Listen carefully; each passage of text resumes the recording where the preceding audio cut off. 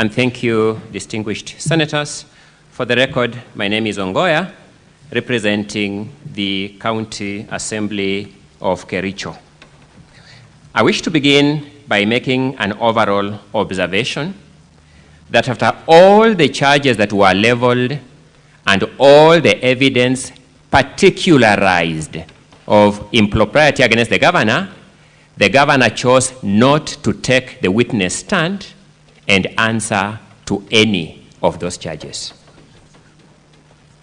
The question is this: when a charge is leveled and the evidence, the quantity and weight of which has been played before you by way of witness testimonies, documentary evidence, and video evidence, and the person called to account refuses to take the opportunity given to him to account, what inference will you draw from that?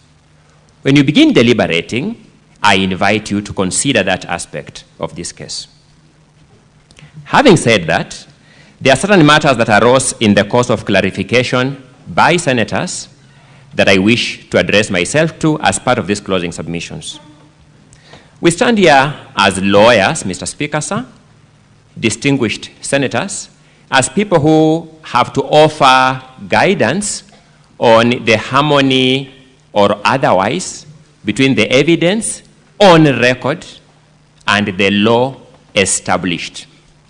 The conclusions to be drawn from that evidence on record and the law established are purely yours as judges, and as participants in the justice process, we have no choice but to accept your verdict unless one pursues any other option known to law. So two questions arose, Mr. Speaker.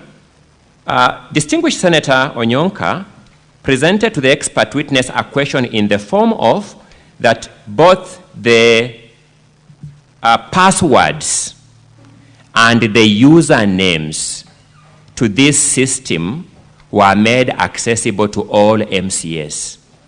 Mr. Speaker, sir, let the Hansard record me as saying that there is no such claim made by any witness before this assembly. The witness before this, the evidence before this Senate has been and remains this. 2 links were sent to MCAs. Link number 1 communicated IPPD numbers which were to be used as the user names. A username, to my lay understanding, is like my email address, which I put on my letterheads and put on my contact numbers, which is itself not a risk. The second link was the voting link. It went with the instruction that every individual MCA will use their own ID, national identification card numbers to vote, so that the aspect of the passwords were never communicated to everybody at all. I have been a participant in the processes of this House, both as an academic and as an advocate, as I'm doing, and I know that there is a rule in this House of accuracy of facts. Whenever one makes a decision, the accurate fact is that no witness, both from the governor's side or the assembly side or the expert, stated anything to the effect that people's ID numbers were communicated to everybody. It is important that that fact is captured by the record and the decision makers so that a decision is made on the correct set of facts. Secondly, a question arose from the clarifications as to whether there was a possibility of geolocation of these IP addresses. I can do no better, because I am no IT expert and cannot pretend to be one, than to look at this Senate's own appointed expert. At page 13 of that expert's report is IP address lookup. Page 13 of that is IP address lookup. Then it says geolocation data from, then there are some details there, but I'm interested in the country, Kenya, region, Kericho. I do not know what conclusion you can draw from that because I am no ICT expert, but the only evidence available to us shows some geolocation of this IP address to Kericho.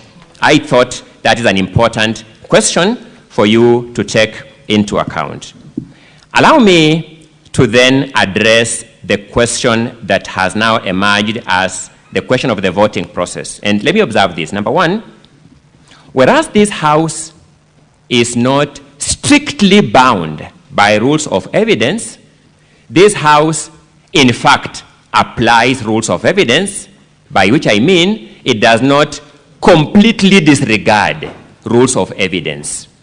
That is why witnesses swear their affidavits as required by rules of evidence. Witnesses take the witness stand and are sworn as required by rules of evidence. Witnesses are examined in chief as required by rules of evidence. Witnesses are cross-examined as required by rules of evidence. Witnesses are re-examined as required by rules of evidence. So the point I'm making is that whereas you are not strictly bound by rules of evidence, your rules don't disregard rules of evidence. There is a presumption in evidence law called presumption of regularity. That when you are presented with official documents, Kenya Gazettes, official government reports, you presume them to be regular until credible evidence to the contrary is proved, is presented. The County Assembly has presented you evidence of 33 MCAs voting for the impeachment of this governor. The County Assembly has given you an expert witness who has said, as far as is concerned, these 33 MCAs voted for the impeachment of this governor. The governor has presented an expert here. That expert has not controverted that factual content of the official document, the Hansard, that in fact 33 MCAs voted for this governor. This Senate, faced with those two witnesses, has called its own ICT expert. That ICT expert has returned a verdict that from the information available to him, in fact, 33 MCAs voted for the impeachment of this governor. It forces, therefore, it demands, therefore, us to conclude that no evidence has been presented that challenges the Hansard of the County Assembly and the resolution of the County Assembly that 33 MCAs voted for the governor. Let us look at the attempts to challenge that position. First, the records will show you that the governor's claims before you were premeditated claims. He entertained these claims in advance of the voting process. His advocate is captured in the Hansard of the County Assembly saying, we know that people have voted for or will vote for 4 members of the County Assembly. This was said in advance of the voting. Let us look at this carefully. An MCA comes and tells you that 18 MCAs left their phones in the car. The MCA who came here, Honorable Anita Mutembei, confirms she had her phone inside the chamber. It means the allegation that these MCAs left their phones inside the car is not worth of any credit. That's what it logically means. She introduces a new nuance of her phone going off, which was not contained anywhere in the affidavits she presented before this House. All MCAs who came here confirmed that they were all in the house. All the 47 MCAs were present in the house. All the MCAs were given an opportunity to vote. The Speaker announced that all of you have an opportunity to vote. And here is the voting method. And if any one of you has difficulties, go to the gadgets presented to you by this assembly and be assisted to cast your vote. No MCA says, I attempted to cast my vote as guided and anyone frustrated me. No MCA says so. The governor makes a claim that 4 MCAs did not in fact vote. The system returns them to have voted.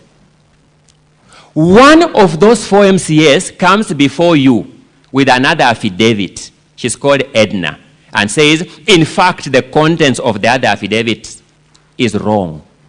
In fact, I voted, and in fact, I never signed the other affidavits. What is the net effect of this development? The net effect of this development can only be one distinguished senators, and that is the claim that these 4 MCAs did not vote is not believable. That's the only conclusion you can draw. So, let us face this. The governors, I'll come to that in a short while and I'll begin analyzing those witnesses one by one. But let me address you on the lack of logic in the totality of the governor's case theory. There were 47 MCAs entitled to vote in Kericho County Assembly on the 15th of August, 2025. If you believe, as the governor believed, and as his council believed, that someone voted for you with your credentials, the logical thing is to attempt to log in with those credentials and say, I was unable to log in because somebody had already used them as passwords to log in. That's the logical thing.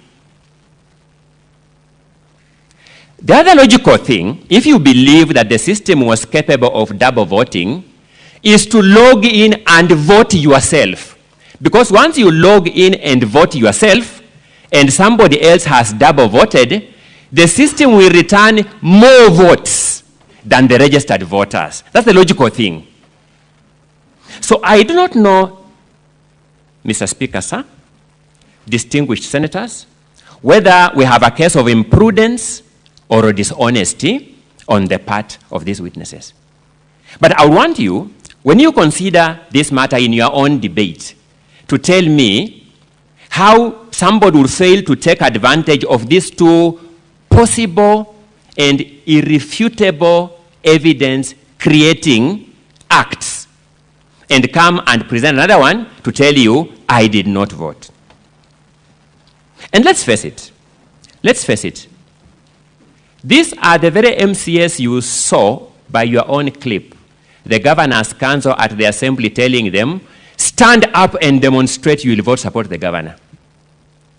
One of them says they had met the governor earlier and they had agreed on that position.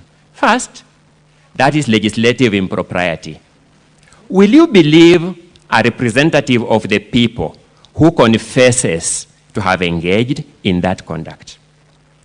I am inviting you to find the overall conduct of these people to be not worth of your credit. But let me point out something else. Mr. Peter Wanyama, advocate for the governor, says, in fact, he logged into this system twice and voted. The county assembly's expert has not seen that login of his. The governor's own expert today has confirmed he didn't see that login by Peter. The independent expert by this house has confirmed he didn't see that login by Peter Wanyama. It means The governor's case theory is found on a shameless lie that an advocate of the High Court of Kenya, and our profession, Mr. Speaker, sir, thankfully for me, you belong to this profession, and distinguished senators, some of you belong to this profession, abhors an advocate vouching for his client. An advocate presents evidence as presented by witnesses and the law established. But if the advocate himself can take the extreme stance taken by Mr. Peter Wanyama Learned Counsel to present a factual wrong that he logged in this system and voted, a fact which his own witness says, I didn't see it in the logs, a fact which the independent witness of this house, the expert, says, I didn't see that in the logs. A fact which Mr. Peter Wanyama himself was unwilling or unable to take the witness stand and be cross-examined on. I invite you to draw a conclusion that there is enough evidence that the governor was willing to go to any extent to deceive this house, that this voting process was in fact compromised. Let's face it, distinguished senators. Every system, ICT or otherwise, can be made better. Any system can be made better. Banks work on ICT system, and many other systems now, operations work on ICT systems. Whether they medical systems, be they aviation industry systems, and all other systems. Each one of them can be made better. The fact that the system adopted by the County Assembly of Kericho can be made better is not a basis for invalidating that which it has done. The only basis for invalidating that which it has done is credible and irrefutable evidence that the system was in fact compromised, not capable of being compromised. No single witness before you has brought that evidence that this system was in fact compromised.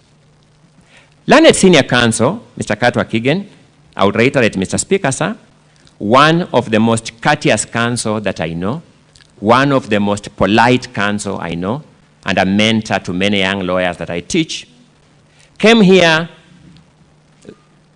and this in his opening remarks, which are captured at page 25 of Wednesday this week morning, observes that this site was pulled down, and in a response to the PO, it was brought up again.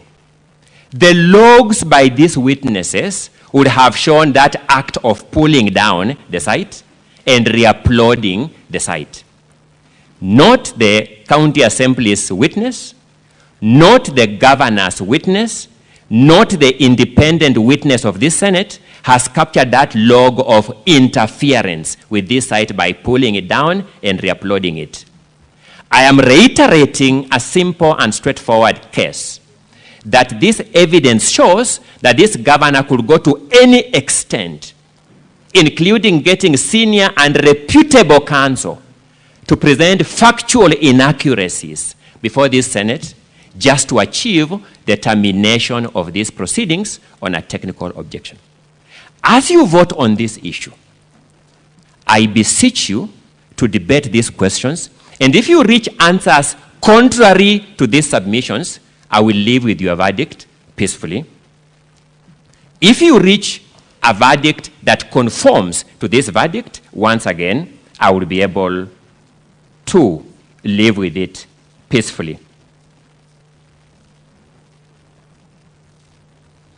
Look at how the county governor's council stood before the county assembly and the governor himself and commandeered, assumed the speaker's role, commandeered the MCAs stand up. What had they done to those MCAs to assume that kind of control over them? I am not sure that if I stood before here and commanded these senators to stand up in direction, they will take it seriously, however persuasive my case. What had they done to them?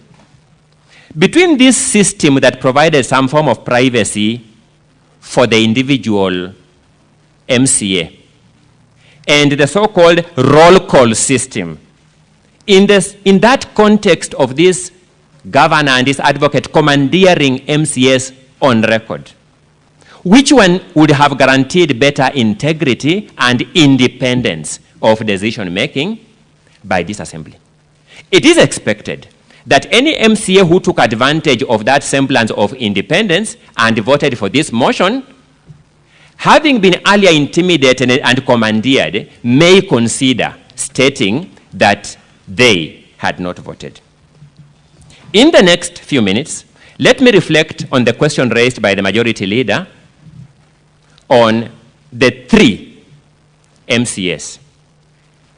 For starters, distinguished senators, there were 4 who took that position as represented by the governor.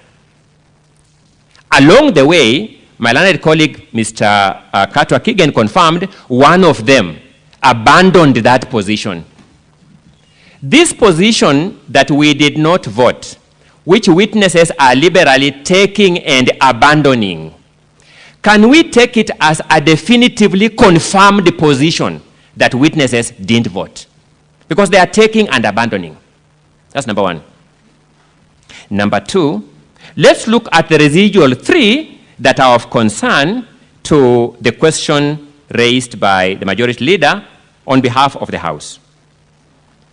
One of them is Martin Kiplangat Cheruiyot. First, you'll notice that Martin Kiplangat Cheruiyot swore the same affidavit with Edna Tonui.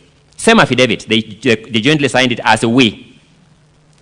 Edna Tonui has now told us, I never signed that affidavit, by her own affidavit.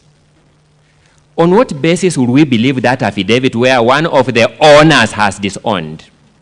It is said, Mr. Speaker, sir, distinguished senators, that if the alligator came from the sea,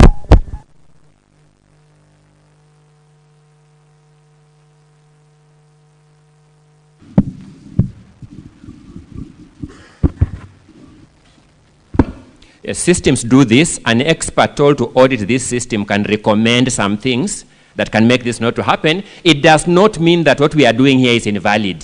What we are doing here remains valid regardless of this kind of systemic challenges. So I'd said, it is said that if an alligator came from the sea and told you, Mr. Crocodile is sick, you don't say, I am going to the sea to verify for myself. In regard of the affidavit jointly sworn by Edna and Martin Kiplangat Cheruiyot, the alligator that has come from the sea, symbolically speaking, and with due respect, is Edna.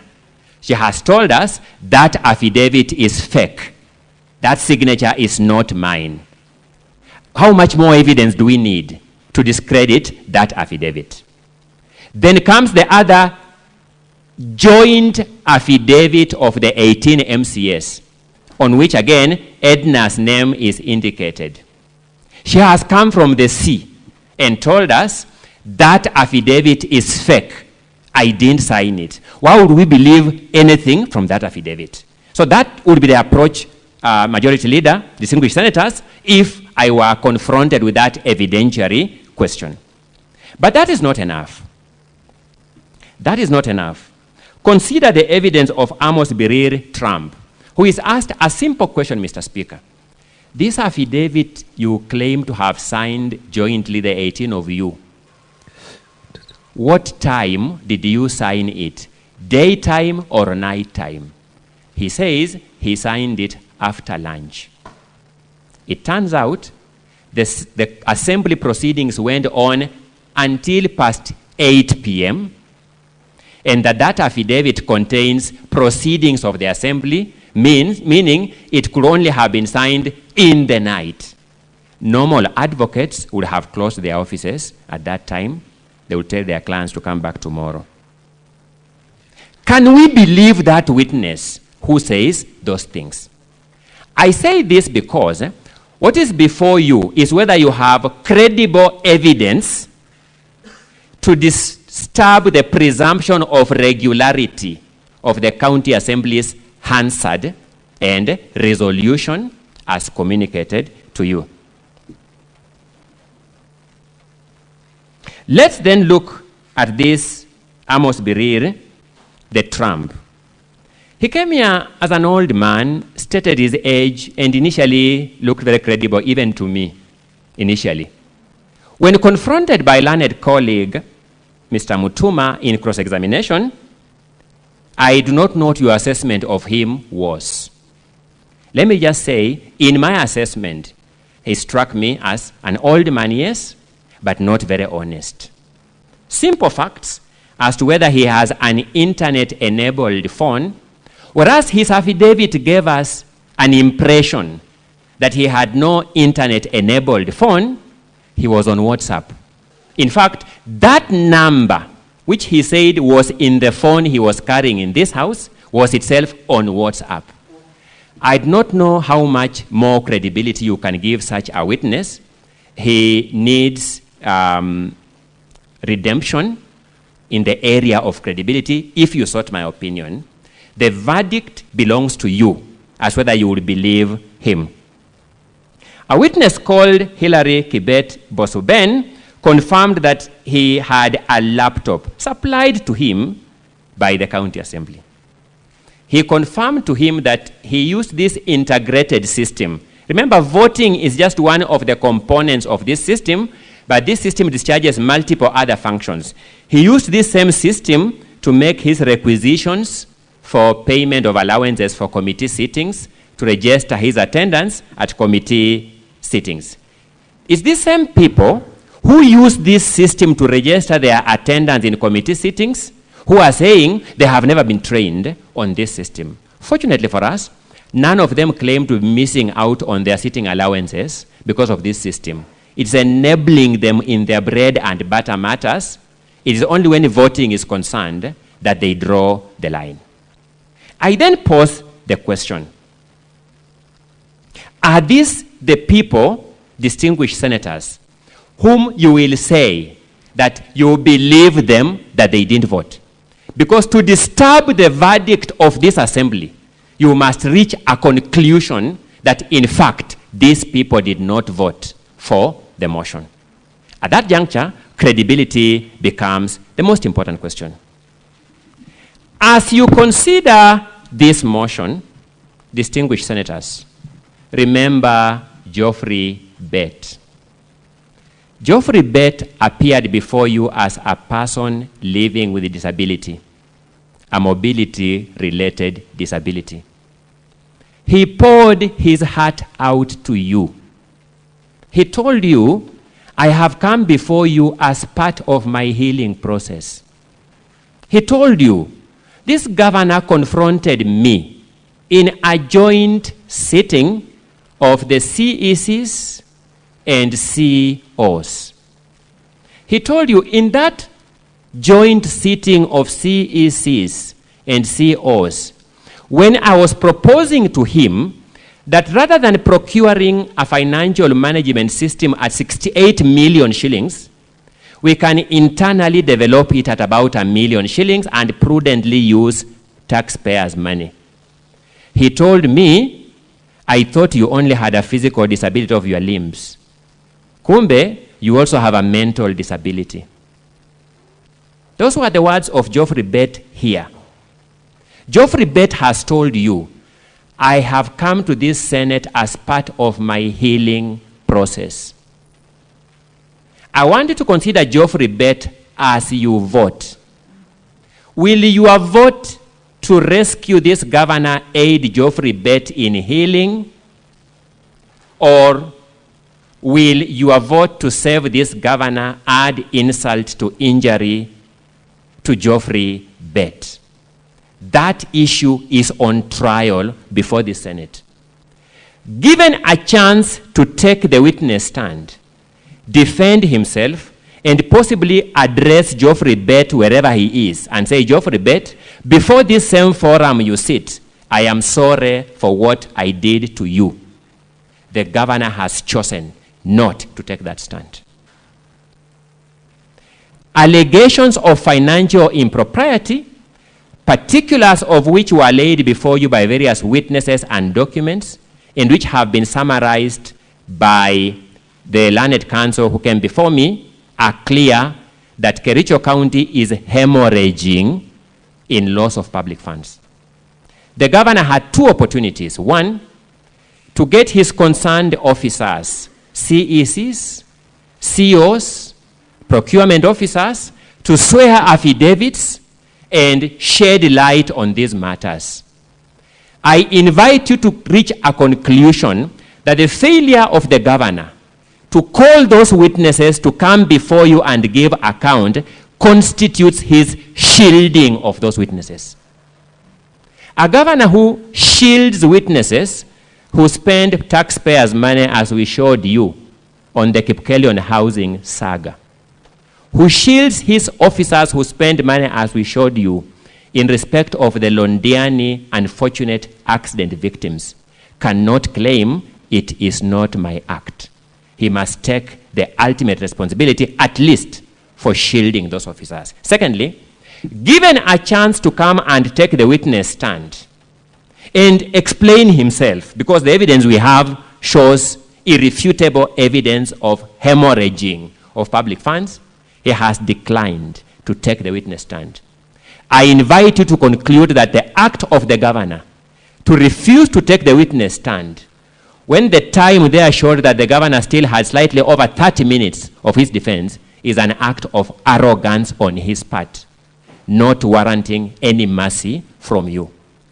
If you take all these factors into consideration, my invitation would be, you can only do one thing, the right thing: impeachment of this governor. The County Assembly of Kericho has done its part. The Hansard of this house, as a historical record, will document that. Fortunately for me, the check is still open for you to sign. The history book is still open for you to record your position in that history. The Hansard is still recording you. It will record your vote. Distinguished senators, how will history document you individually and collectively regarding the side of history you belong to? The side that dignifies Geoffrey Bett, or the side that undignifies him? The side that protects taxpayers' money, or the side that does not? I am done with my part. The ball is in your court. I rest my case. Counsel for the governor, the floor is yours. And your 60 minutes start running from now. Thank you, Mr. Speaker. Mr. Speaker, honorable senators, my colleague, for the record, my name is Wajiko Diongo. I will commence the closing argument, then my two colleagues will come thereafter. Honorable senators, our point of departure is the sequence of events as prescribed under Section 33 of the County Government